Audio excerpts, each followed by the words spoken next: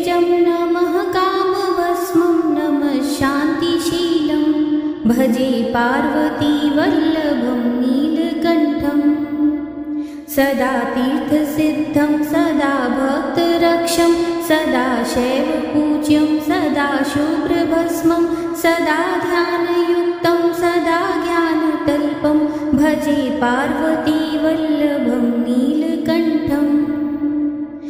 श्मशाने शयानं महास्थानवासं शरीरं गजानं सदा चर्मवेष्टं पिशाचादिनाथं पशूनां प्रतिष्ठं भजे पार्वतीवल्लभं नीलकण्ठम्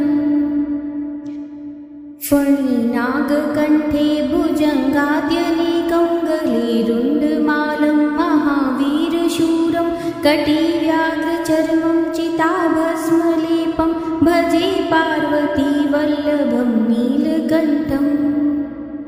शिरशुद्धगङ्गा शिवा वामभागं बृहद्दीर्घकेशं सदा मां त्रिनेत्रं फणिनागकर्णं सदा बालचन्द्रं भजे पार्वतीवल्लभं नीलकण्ठम् करे शूलधारं महाकष्टनाशं सुरेशं परेशं महेशं जनेशं धनेशस्तुतेशं ध्वजेशं गिरीशं भजे पार्वतीवल्लभं नीलकण्ठम् उदानं सुदानं सुकैलासवासं धरानिर्धरं संस्थितं रादिदेवम् अजं हेमकल्पद्रुमं कल्पसेव्यं भजे पार्वतीवल्लभं नीलकण्ठम्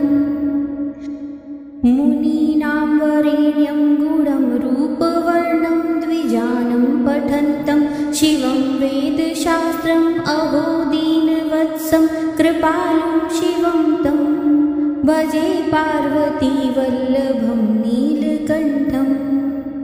सदा भावनाथं सदा सेव्यमानं सदा भक्तिदेवं सदा पूज्यमानं मया तीर्थवासं सदा सेव्यमेकं भजे पार्वतीवल्लभं नीलकण्ठम्